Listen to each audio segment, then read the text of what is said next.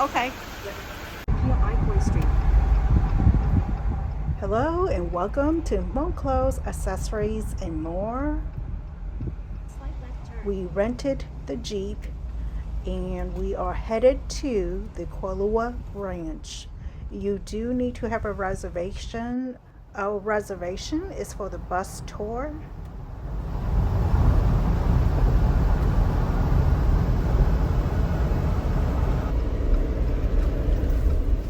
We are pulling up to the Kuala Ranch. This view is absolutely stunning in person.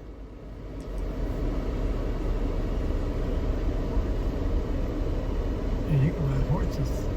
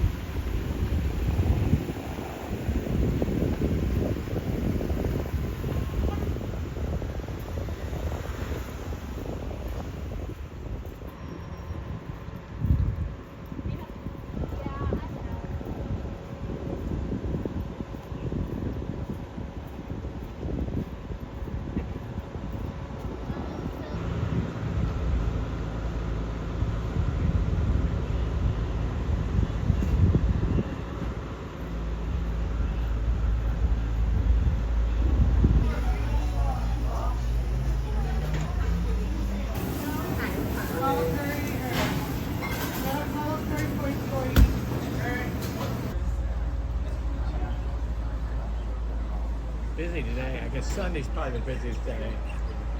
Even the locals are off, you know. Yeah, what a pretty. I mean, we got ocean view. Simon's Hand, right?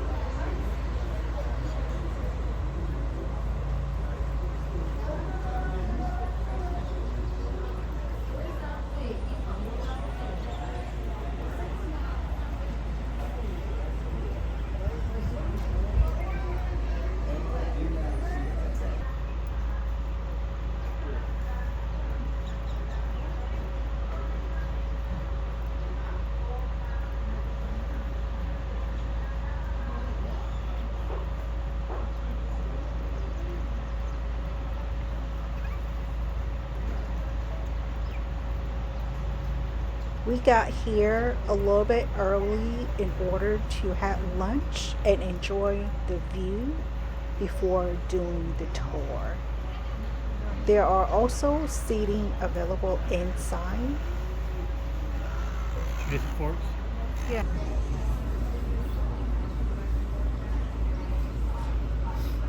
The Loco Moco. Mac salad, rice, hamburger, and egg. Onion. Go ahead, give it a try. I don't see no forks.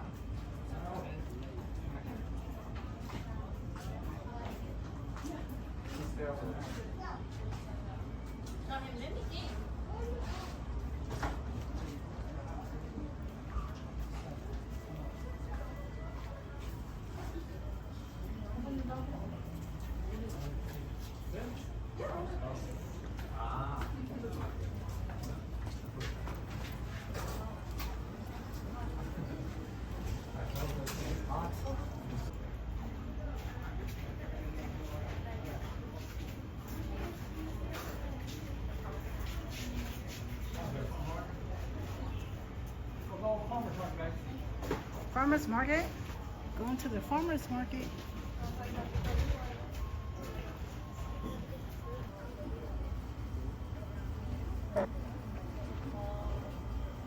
After lunch, we still had plenty of time, so we decided to just walk around and tour the area.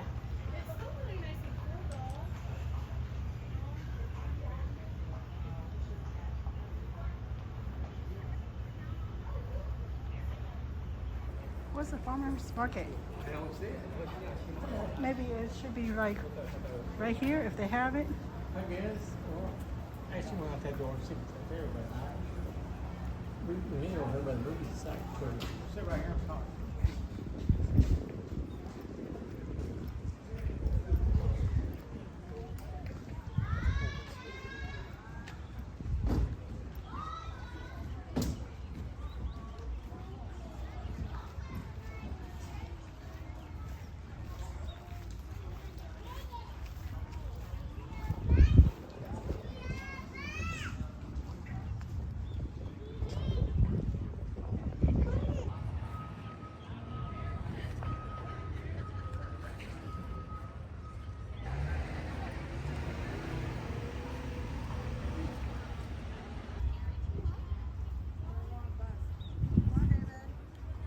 This location has some of the most beautiful trees.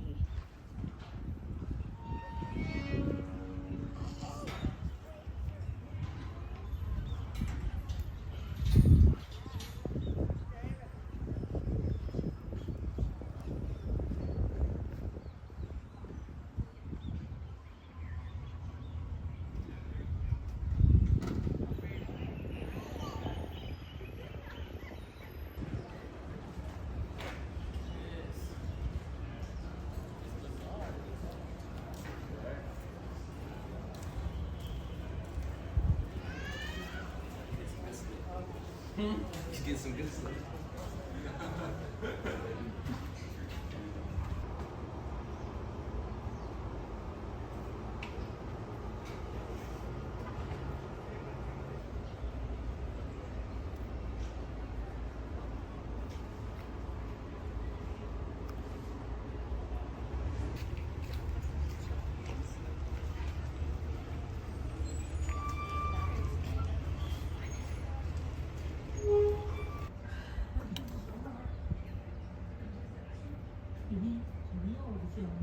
Oh, last ship was done here? I didn't know that. I like that movie. I didn't know it was done here. Jersey Carl.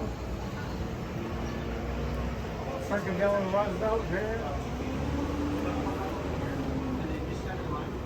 Still, yeah? It's all good, no worries. Alright. Is the Perry party here? Ashley Valentino.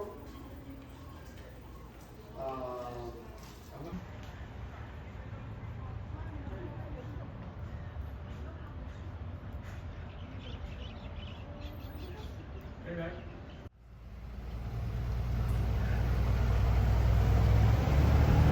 Alright family, well good afternoon. I'd like to welcome all of you guys on the Hollywood Movie Sites and Ranch Tour.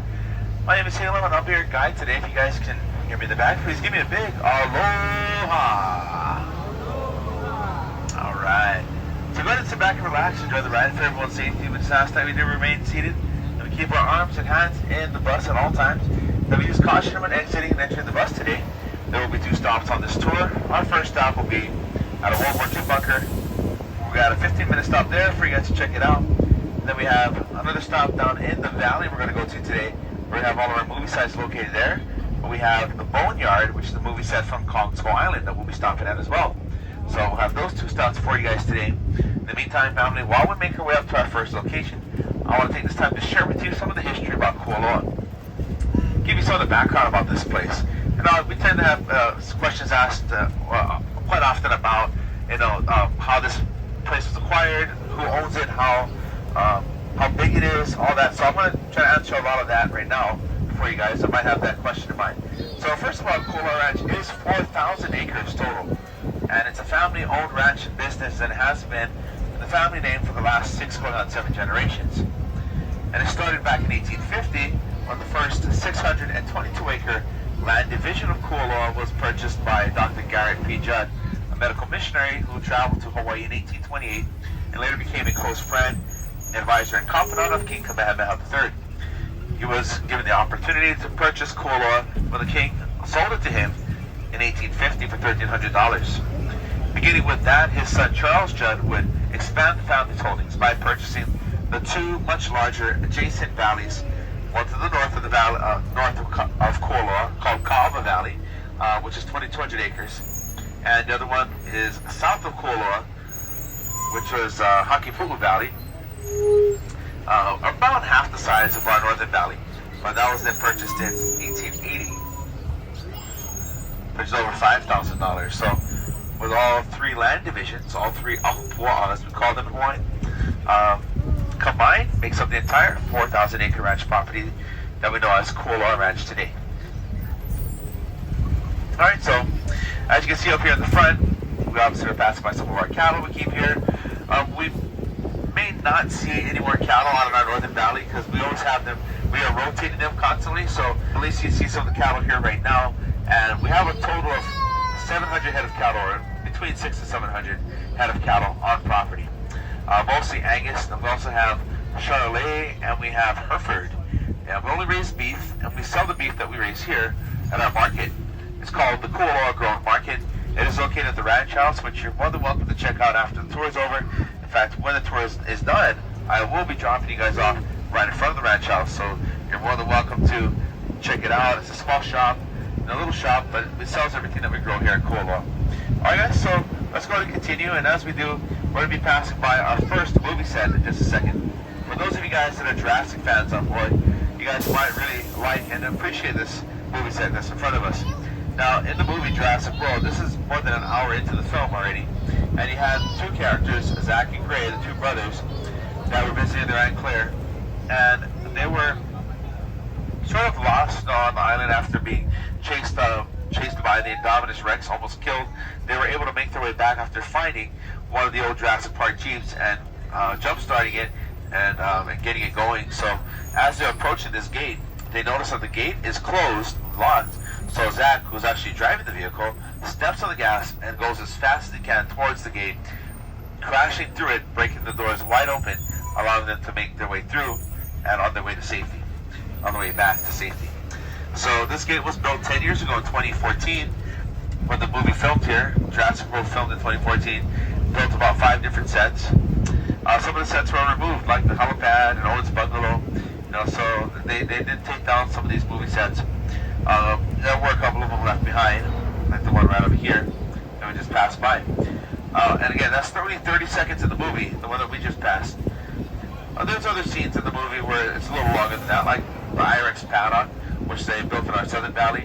That scene probably altogether is about maybe 10 minutes of the movie. So it's definitely a big part of the film. Alright, so as we now continue from this point on, we're going to be passing by some of our World War II bunkers.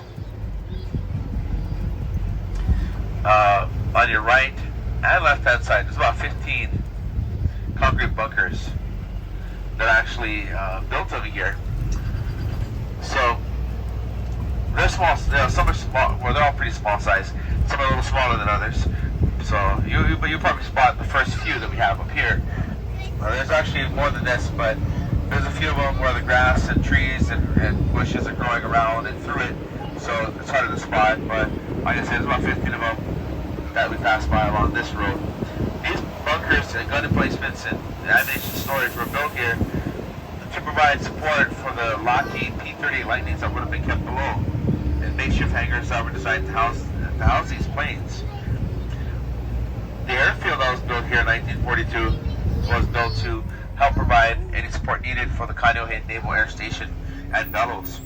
This was, of course, after the attack on Pearl Harbor in 1941, so following that, in 1942, Hawaii was already under martial law, and so the military took just under 800 acres of land to build that airfield. So the airstrip extended across the front part of the property at about 6,500 feet, made out of pierced metal planking called Marston mat. They actually used it to show that they had no intent of actually staying here longer than they need to, or longer or beyond the war. So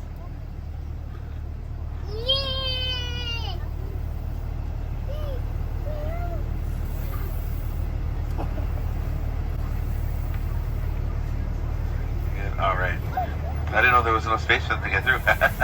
All right. As long as it was safe. Okay. But yeah, so that's why they built it with the Marston mat, was just to show that no intent of staying here any longer than that, and then when the war was over. Which is true, they gave everything back to the family, the military. It has nothing to do with the property today. Everything was given back. Slowly over time after the war came to a close, I don't think everything was given back one time. There's some time for the military to have to kind of take things back and remove things from the property. So I'm not too sure if they tore down all the other structures that were built here, because they had built barracks, they had built a mess hall, other buildings that are no longer standing. So I'm guessing those buildings were probably made out of wood, probably not concrete like these ones. The bunkers were probably harder to remove, so they just left them behind.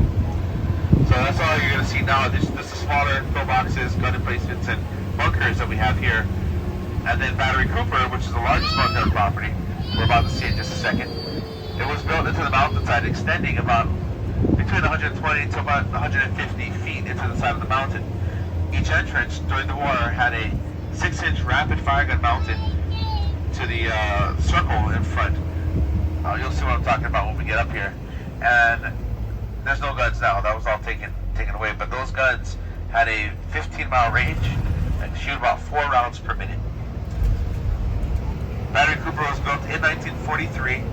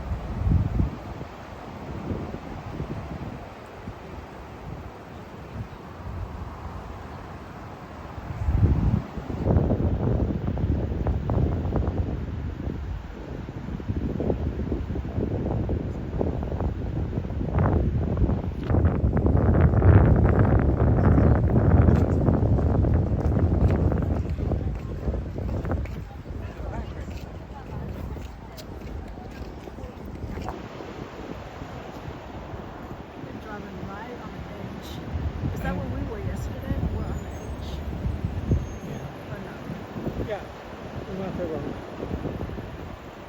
the North Shore. And then it kind of drizzled again. But yeah, it was this big rain cloud came through, kind of watered everything, got everything wet, and then the sun came back out. And that's why everything's green. You know, everything stays so green on this side because we always get that that rainfall that comes through. All right, family, we are going into Ka'ava Valley now. And this is our beautiful 2,200 acre valley, which makes up more than half the size of the ranch. Now, it's actually named after a fish called the A'ava, which is also known as the wrasse fish. There's another fish that's out over here off the shore, where Rainbow Beach is, and that's known as O'Eo. That's why Rainbow Beach, actually, its real name is Kalai O'Eo. We just call it Rainbow Beach as another name for it. It's just kind of become a popular name, Rainbow Beach. And by the way, there are rainbows that we see over the beach. Sometimes that have O'Eo kings that were buried in the mountains that were actually buried in lava tubes in these caves that ran through the mountain. And so the entrance to it was more the Ka'ava side of the mountain, and the lava tube kind of ran through the whole mountain all the way down through into the middle of Honolulu. So a person would have to have really good memorization skills to know how to navigate their way through that tunnel. They would have torches that they would take with them, typically made out of kukui nut, so that would keep the light that they would need to get through the tunnel. But again, they would have to know how to navigate their way through the entire tunnel and get through, and also know where to bury the king so that they would never be found by their enemies if they even attempted to try to go into the cave. But there's some of that history. Now, the valley was purchased by a Hawaiian chief named Joshua Ka'eo. He bought it for $1,500 back in 1850. He ended up selling it, and the ownership of the valley switched hands a few times, and Charles Judd would go on to buy it in 1860 for $4,000, and it still is in the family name today. As we make this turn, if you guys take a look to your right, you're going to see a film location from the movie Kong Skull Island. So in this scene, you had Samuel L. Jackson, who plays Packard, Lieutenant Colonel Preston Packard, but Packard Ace when they're still immature. To your right, same thing, we have Apple Bananas. Alright, and then in front of us, we have our odor-free piggery, which is a deep litter system. In each aisle where the pigs are, it is dug down about 4 feet and laid with branches and logs and mulch, and with an indigenous microorganism or IMO that's mixed into it. And those microorganisms will actually help with breaking down, decomposing the waste of the pig, helping to eliminate most of the smell, keeping the odor down very small, so it's really not, that bad. It doesn't smell that bad. In some cases, you can't smell anything at all, and it also helps to reduce the amount of flies in the area as well. So notice you don't see a whole bunch of flies just flying in the area, and that's because, again, that strong odor is not there because it's in the ground, because it's in the mulch, which the microorganisms are, again, decomposing and eating away at the waste of the pig. On your left side, we have a lilikoi, which is passion fruit. We also have some turkey on your left side. On your right side, we have our chickens. They're female egg layers, and they lay up to about 5 to 7 eggs per week. We raise them for both their eggs and their meat. And we have several varieties of chickens: Americana, Rhode Island Red, Black Australorp, and Leghorn. On your left side, we have cacao. That's where chocolate comes from. We've been growing cacao trees since about 2015, really, but we started growing more trees in 2017. And today, we have more than 2,000 trees planted throughout Kuala Ranch's property, where we're able to produce 27,000 chocolate bars per year. We sell the chocolate bars at our Kuala Ranch market. A plumeria tree over here on your right side with the white and yellow flower. We have this cactus-looking plant, which is dragon fruit. You can see the dragon fruit at the end of it, the pink color. Yeah, I got dragon fruit. I know a lot of people love dragon fruit. It comes from the cactus-looking plant, which is all under here in the shade house. Our Ka'ava Agriculture Center and Shade House on your right side. Now, Ka'ava is only one of 3 ag centers that we have here at Kuala Ranch. 2 of them is located in our southern valley. We grow 60 different crops, as well as a variety of tropical flowers. In addition to the sheep and chicken, turkey, beef, or cattle that we're raising, all right, family, I'd like to welcome you to Ka'ava Valley. This beautiful 2,200 acre valley, once again, more than half the size of the ranch is just in this valley alone. As I make this turn, if you guys take a look to your left side, you'll see our beautiful Kalama Mountain on the backside of our Kuala Mountains. Documentary filmed here in June of 2011, where they had these three teams. That was part of this research at 200 miles, almost 200 miles, should have passed it. Ended up being redirected by a deep sea trough that was blowing on the west end of the Hawaiian Islands from the south part of the ocean, blowing northward, took the hurricane and took it up north directly into the island of Hawaii, which was in the path of that hurricane. So, because they were supposed to film on that day, September 11, 92, the scene where Dr. Grant and the kids are running from the herd of Gallimimus on Kauai, name is Dead Tree. And it's not the original, but it is what I call a stump double, because they did replace it with this one 14 years ago. Alright guys, so that was where Dr. Grant and the kids sought refuge as they were waiting for the Gallimimus, the herd of Gallimimus, to jump over and pass by. Our next film location, it's coming up on your right. You can actually see on top of the hill where the red flag is waving. That is Hurley's golf course. And so in this episode, midway through the first season, I think about 9th episode, I think is what they said. In this 9th episode, you had Hurley, who finds a set of golf clubs, and he decides to start a 2-hole golf tournament. He gets his friends to participate, and those on the island that were willing to go along with him with the idea, and just kind of have a good time. So they shot that scene right up there on top of the hill. Hurley's golf course is what we refer to. That Godzilla. That just also was lost. And so 20 years ago is when they started the series. So that's 20 years. It's crazy. It's been 20 years, but every season it would cost about $2.5 to $3 million per episode to produce it. Coming up, guys, on your left, you can see the Godzilla sign, the giant foot and toes. There we go, Godzilla's footprint, the 3 toes. They say that the American version is.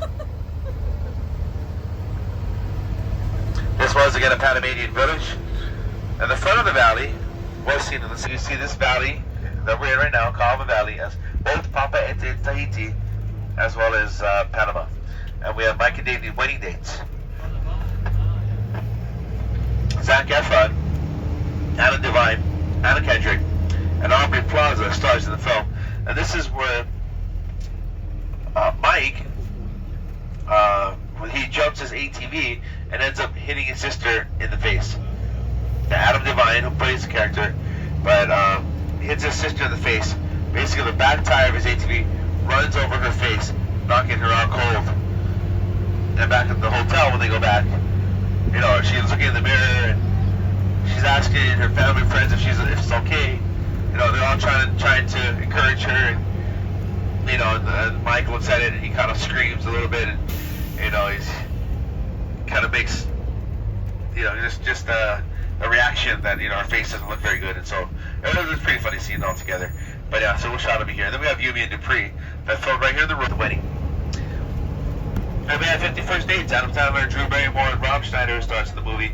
Well, every day you would have Henry doing something different, whether it was having his penguin Willie stand in the middle of the road with the red aloha shirt on, trying to get Lucy's attention that way, which didn't really work because she wasn't looking at the road at the time when she was driving by him, or he would have his jumper cables with him in the hood of his truck up and waving her down to help him jumpstart his truck, or his friend Ula, played by Rob Schneider, pretending to beat him up, and of course Lucy decides to help him out by where they break into the shed and get to the helicopter and make their escape. And then we have Pearl Harbor, which was filmed on top of the hill, where it shows these boys that are camping, watching as the Japanese Zeros fly past the mountain on your left side, showing how they're able to fly low and stay out of sight. Then we have Wind Talkers, Nicolas Cage and Adam Beach, who both starred in the movie. It's another World War II film that takes place in Saipan, the Battle of Saipan, which was part of the thousands of explosives, and about 750 extras that were involved in filming that. So this was the Battle of Saipan that took place right here for that movie, for Wind Talkers.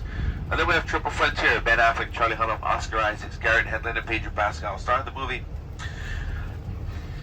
And this is supposed to be Colombia. It's supposed to be a farmer's field in Colombia. And that was where their helicopter ends up crashing in the middle of that farmer's field. back in the valley. That's Pu'u'ohulehule, was seen in a very Brady sequel as a mountain in Krabi, Thailand, where they go look for this artifact. It's this horse statue artifact, basically the MacGuffin of the movie.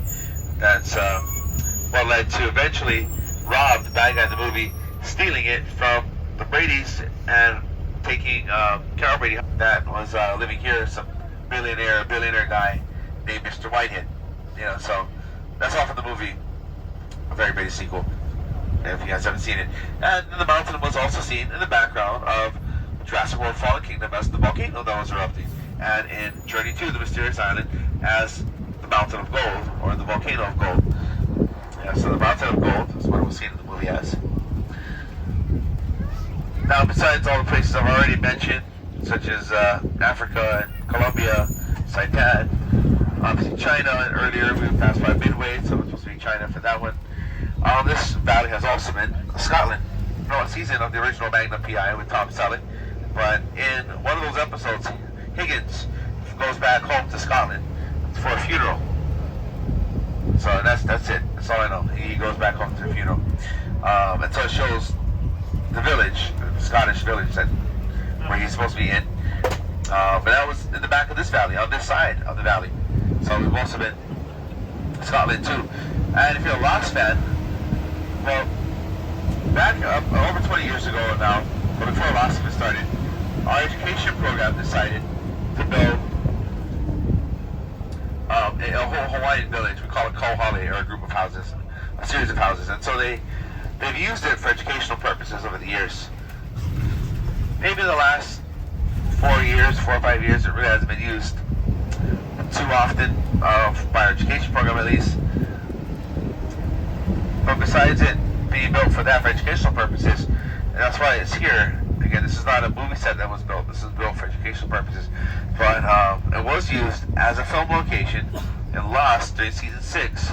I want to say maybe episode 9, but this house over here on the right side is supposed to be Richard Alpert's house in the Canary Islands. Yeah, the Canary Islands. So that's it, Richard Alpert's house in the Canary Islands.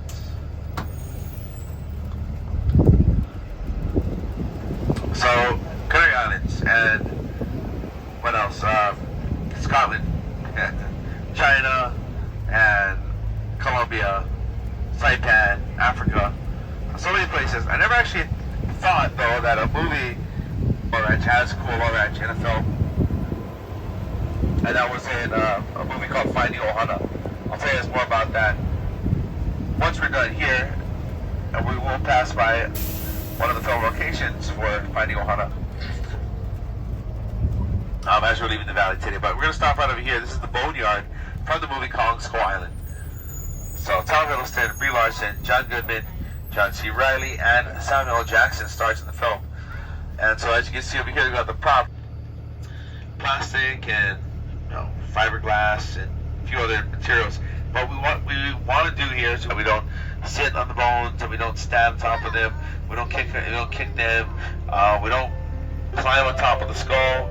All right, guys. We don't sit in the mouth of it. We don't put our foot on top of the bottom part of the mouth of the Triceratops.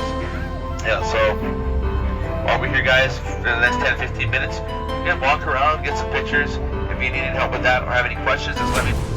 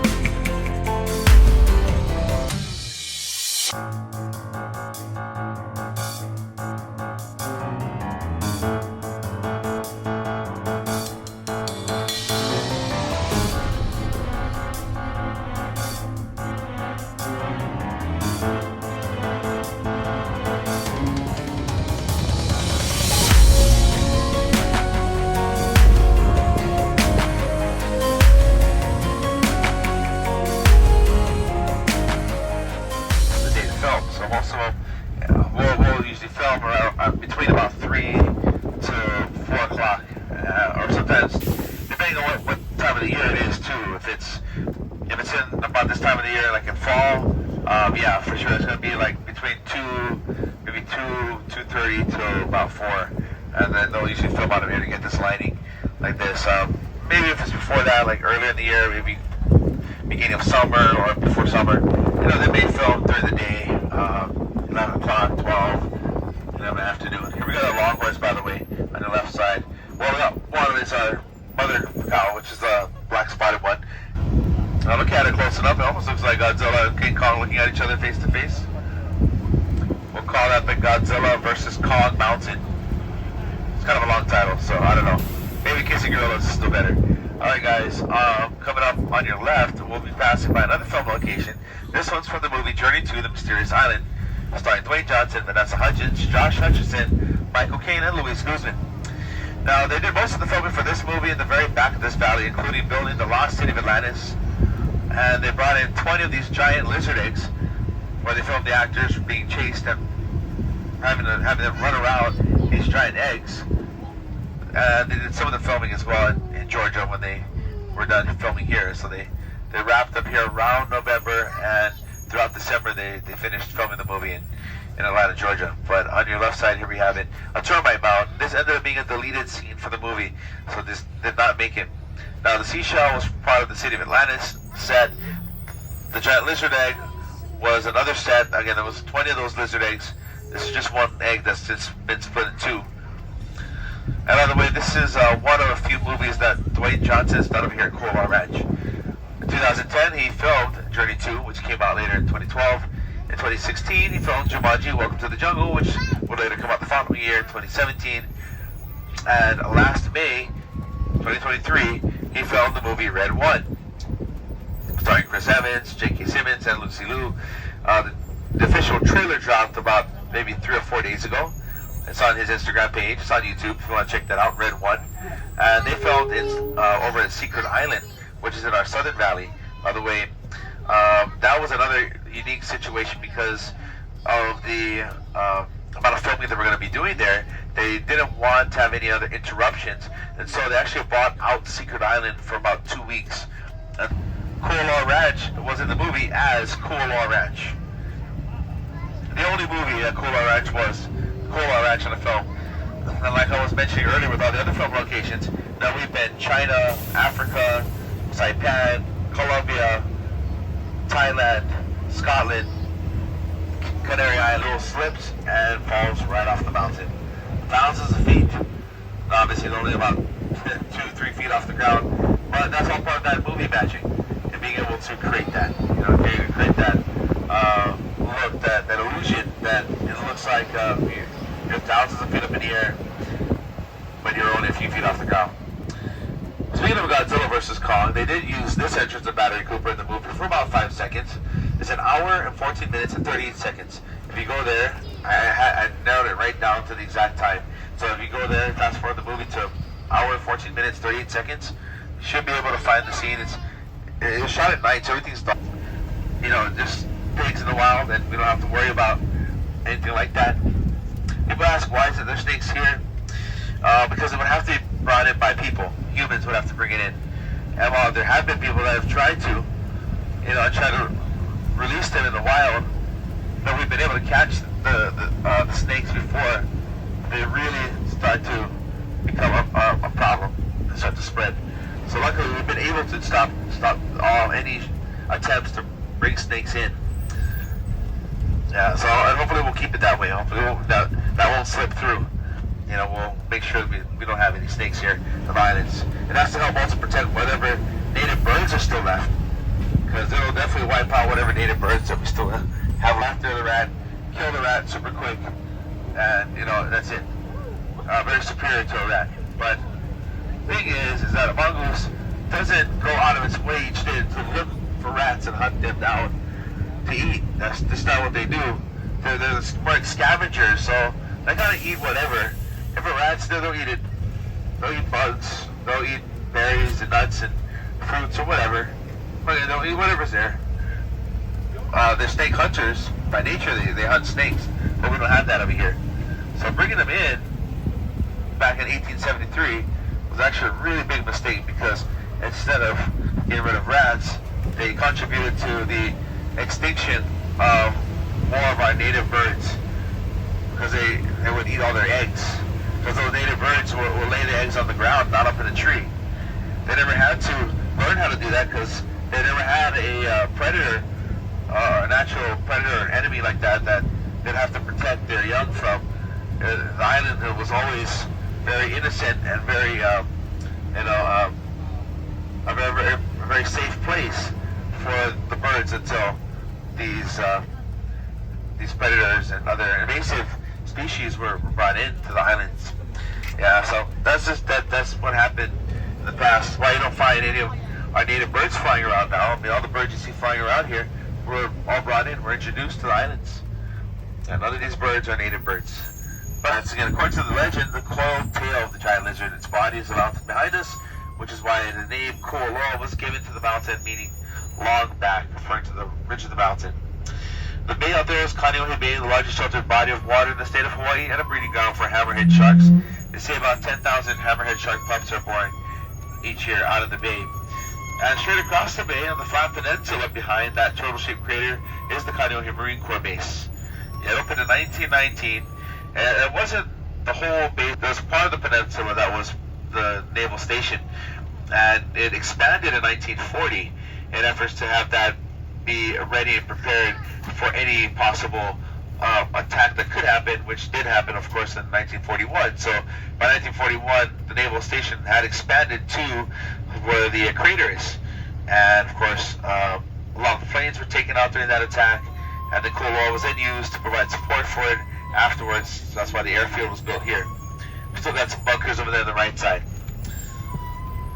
Now, for those of you that didn't catch earlier, when I was mentioning that, when they do film movies over here, that's a question that a lot of folks always ask. What do we do when they're filming movies? We keep the tours going unless they buy it out. Yeah, so they buy out the tours, we close it down. That's only happened once, and that was on this side. Secret Island, it did happen last year when they bought out all the tours there so that they could film Red 1.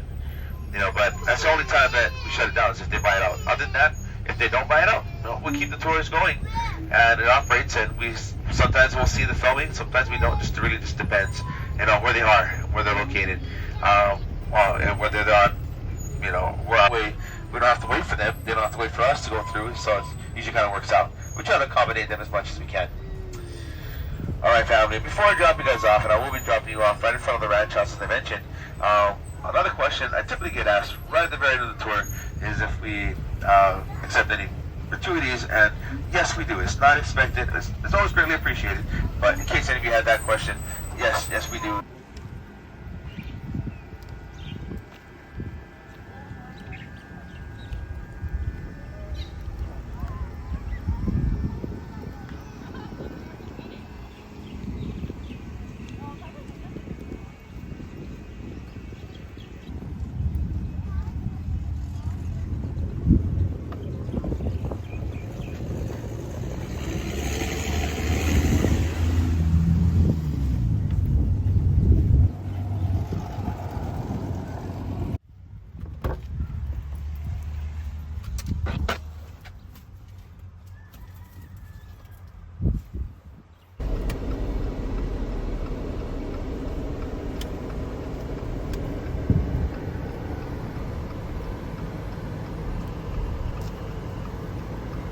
Man.